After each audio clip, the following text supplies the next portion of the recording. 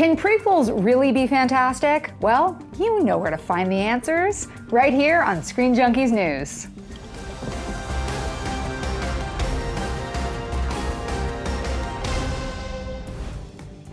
Fantastic Beasts and Where to Find Them had a pretty fantastic Thursday night. It's already brought in $8.5 million domestic and is on track to make $90 million over the weekend. And while Harry Potter is one of the biggest literary and film franchises of all time, Fantastic Beasts will be the first time the universe has expanded on the big screen without the lightning-scarred, bespeckled one. And so far, that magic seems to be extending not only to a different lead character, but to a different time and place. And what that conjured up for us here was this question: what film and or franchise deserves a prequel in a different era on the big screen? Well, to pitch us our ideas, we have a fantastic panel. Joe Starr, Markia McCarty, and Jay Washington. You guys, thank you so much for being, actually thank us so much for being here. We are welcome. We are welcome. We are welcome. And you know who else is us? Is this girl right over here, Charlie Feldman, who's gonna be checking all the socials and letting us know what other people think, yes? She's on it, girl. All right, so we're talking about prequels, we're talking about different eras.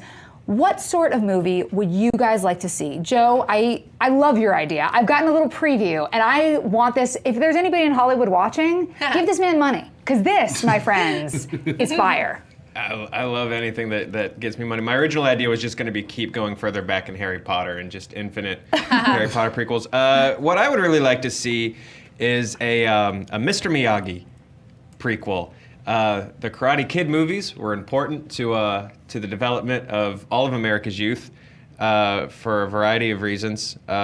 They raise us to be men that will fight for your honor and to be heroes that you're dreaming of. Mr. Miyagi is an interesting character because it is what it is. He's one of the most famous Japanese characters in American cinema, and he's absolutely the mystic Japanese guy that's going to teach the poor little white kid karate and blah, blah, blah. But there are cool things about Mr. Miyagi that you find out in that trilogy that are some of the best parts of the movie. Hands down, the best part in the Karate Kid franchise is the night that he's drunk and gets into World War II and internment camps. And this is a guy who had a lot of dark things happen to him. And that's the movie I want to see. I want to see a period World War II piece about this guy who, like most of our grandparents, did insane things that we could never even picture in our lives, and then ends up as a maintenance guy in Reseda. Yeah. Like that is, like so close to the nearest Arby's in the San Fernando Valley.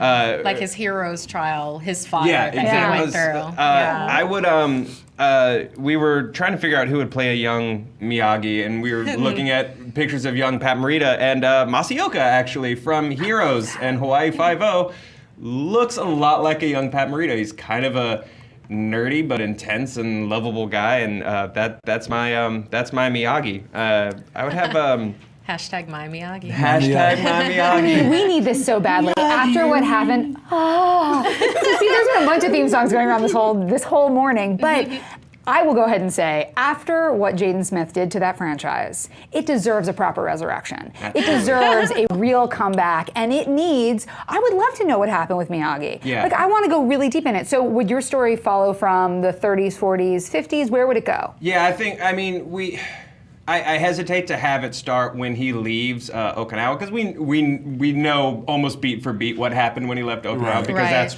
what the entirety of Karate Kid 2 was him and Sato reminding each other of what happened. But there's the meat of that. There's World War II. You have an amazing period war piece that hits something that we don't touch on when we wave the flag for the greatest generation a lot, and that's internment camps. And I would love to say that internment camps are no longer relevant in today's society. But that's not, that would be a wonderful statement to be able to make. Yeah, wouldn't that be rad? I think someone who, a new director, not a new director, but someone who is not overworked like a Spielberg, that has made their mark doing period films, Steve McQueen, I think would be a cool pick to direct this movie. That'd be awesome. It would be brutal, but that would be fantastic. I love everything about that. I want to be able to take this this character that was very much like a part of the 80s ninja Asian sensation craze and really give them the meat and depth that they deserve. This is awesome. I feel like that's got Oscar written all over it, man. I know everyone expected me to talk about Roadhouse today, but today I'm off brand. I actually have a Roadhouse pitch that involves a lesbian bar, but we're not going there today. We're Oh, going I to love Marquia. that. Marquia, Sounds like normal places. I want to know what your pitch is. Where Yeah. would you like to take a franchise? Okay, well, like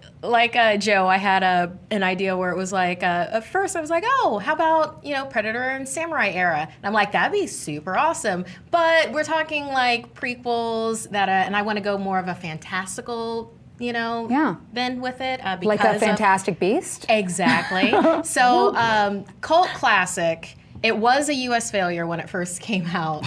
But it has such a huge following. I think that we should have a prequel to Labyrinth. Ooh. The Labyrinth. It could be called Before the Labyrinth, Jareth's Adventures, or whatever. I don't name it. I just pitch it. Sure. Yeah. But this is such a possibility. We could follow younger Jareth. Either like he's young Goblin King and the trials and tribulations of that, or he lands in this world and has to become the Goblin King through his own hero's trial, his trial and tribulations. And the thing that I really like about this right now is that I feel like this is something that we would need. Like we take a step back from, we go back into practical effects. We reinvest with Jim Henson's Creature Shop. We go ahead and go that route. We can revisit Hoggle. Like there's this whole thing between Hoggle and Jareth. Hoggle is, for those that don't remember, the dwarfish man that the lead character ends up. The very first Funko Pop.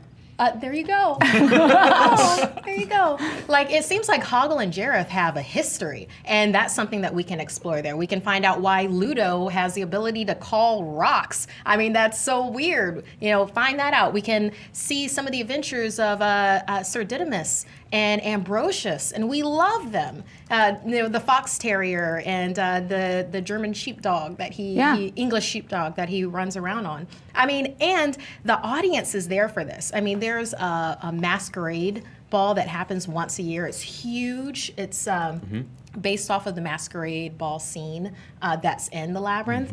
There's a board game that sold out in pre-sales as soon as it came out on the market. There's a 4-volume comic sequel, Return to Labyrinth, that deals with the adventures of Toby, who was the baby in original Labyrinth. I mean, basically, I'm handing this to Hollywood. Just everything. make this movie. Well, for the people who perhaps would be naysaying, what happens when you're trying to make a Labyrinth movie and rest in peace, we loved him so much, you no longer have David Bowie? Then what do you do? Well, this is a prequel. So, and because, rest in power, David Bowie, oh my God. Oh, 2016. Man, you have go been here. You have been Prince. here. Oh, Prince. Oh, my But God. so what do you do? With this can be a standalone prequel. I think we've gotten so much into the mindset of, we have to have this because then there will be 4 movies after it. This can just be a prequel. This can just be a young Jareth. And you can go with like maybe a Dane DeHaan.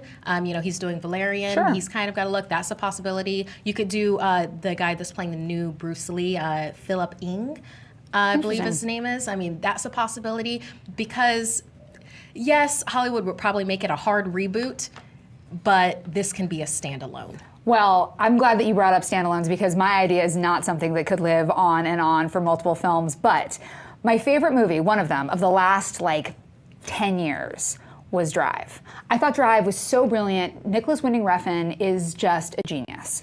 But the most interesting character in that movie for me was Albert Brooks. And we didn't really get a lot of backstory on Albert Brooks. So here's my pitch. I want to see Drive first year. And we follow Albert Brooks. First year. Right? Thank you. We follow Albert Brooks back in the 70s. You get Paul Rudd to play a younger Albert Brooks. Actually, if you look at old pictures of them, they look like a younger version with a Jufro. It's kind of the same thing. And we learn how he becomes a kingpin. He is taught by none other than Tom Hardy, who is the first man who wears the white bomber satin scorpion jacket that is then handed handed down to Driver, the Ryan Gosling character, and we see this crazy sort of dirtier version of the nice guys, the underworld of LA in the 70s, and Paul Rudd going dark. We know he can do comedy, and so can Albert Brooks. But also, the thing that I think is so interesting is Albert Brooks, a lot of people talk about when you're an actor, you have to create the backstory for your character. Albert Brooks, who is a writer, who is a director, did a intense, copious, notebooked backstory for his character. So we already have a lot of like where this dude comes from laid out by the man who first played him. So I feel like a lot of the legwork is already done. I want that movie, and you can still bring back Nicholas Winding Refn to direct it. I'm into it. Drive first gear, y'all. Yeah. Sold. What you got, Jay? So it was hard to think of movies that didn't already explain the backstory. And I wanted to go along the action lines. Most of them you hear of already tell you where this character came from, but I thought of one, we don't really know this character's origin, and it's John McClane from Die Hard. We've only seen John McClane as he came in kicking behind the Nakatomi building, then dealing with the airport in DC, then with Samuel L. Jackson, which is still the best one to me. But in even two or three other movies afterwards, we know of John McClane's life going forward. We don't know how he started in the force. We don't know what made him this action junkie as a cop. So I'm thinking we go back to the mid-late 70s. We have a young John McClane who has a veteran partner. And he's, the veteran partner is the lead of this. McClane's still just taking a backseat. He's learning the force. He's learning how things work. And his partner is tracking down some international drug smugglers. Let's do the triad in the 70s. How often have you ever heard of the triad in the 70s? I think that. Okay, Because I was thinking like Denzel Washington, but I'm Yeah. like, who's the partner and who's playing John McClane? So playing John McClane, I thought of two different people at first. At first I was going to go with Shia LaBeouf, and I was like, I beat him through him off a bridge myself. But what is this talk? I just don't know that you could get insurance to cover it. That's at what I'm this saying. point. You toss him off a bridge, and he'll send out some coordinates for people to pick him up. But yes, he needs some quiet time. He needs some quiet He needs a time. hug or two. I thought, and I brought it up to you guys, Joseph Gordon-Levitt would be the perfect young John McClane. Joseph Gordon-Levitt. Bring back Looper. And I would have loved Wow. I would love for his partner to be someone who's serious, right? Someone who, let's see if he can be funny and comical at times. Let's go out the box. Let's try Daniel Craig. Oh, I think he could do. Okay, yeah, Let's he see if he can can be stretch serious. himself. Cool. Let's see if he can stretch himself. Let's see if Daniel Craig can be this serious partner that has to deal with the sometimes comedic and wisecracking elements of a young John McClane. And then throughout it all, they have the caper. They deal with it. It's a standalone film because we don't need anything after this one. Yeah. And at the end of the film, the very end, he meets a young Al Powell. If anybody remembers, that's Reginald Vell Johnson's character that becomes one of his best friends. He loves Twinkies. He loves Twinkies. Don't we all? So we're like, who could play him? You got a bunch of black dudes you can just throw in that role because it's not a really important role. Now to direct it, Can I give my vow pitch though? Go ahead. Ron Funches. That would be hilarious. Yeah, shouts out to Ron Funches. I would love to see Ron Funches. Hey, John. Listen. Hey, man. Hey, just look. You gotta stop doing like. Okay? So listen. I'm in LA too. I like white women. Like, I love Ron Funches. But to direct it, I would love to have somebody who can bring out both the action in this, to build up the action what this movie would need, as well as the vulnerability as a John McClane character. And Ryan Coogler has been doing that. Oh, yeah. So give him a project like this to be Yeah. Hollywood. If you're gonna pitch somebody, Yeah. I need these paychecks right now. They keep calling me on my cell phone bill. You know what I'm saying? I want to pay that. So the prequel to Die Hard. I love it. And Ryan Coogler is a great directorial choice. Charlie, what are people saying on chat? What do they think? So a lot of great ideas today, a lot of really fun prequel ideas. Ones I like, Akira, which we almost did. Almost did that one. Inception might be interesting. I don't know how you do that How because do you it's do so that? self-contained. Yeah. And especially if you ascribe to that it's an 8.5 type industry parallel illusion, which if you haven't seen the article, it's really interesting. Leon the Professional was another interesting idea. Oh, St. Leon. yeah. Really like that idea. Who would Commenters be, killing it. Who would be Leon? Oof, who would be Leon? Can you do CG on his face, Jean Reno's face? Jean Reno is the professional to me. Interesting. Well, we want to know what you guys think, so please comment, tweet at us, let us know. And of course, if you want more Screen Junkies news, just click right here. Thank you guys so much for being here, and thank you, my panel. We'll see you soon.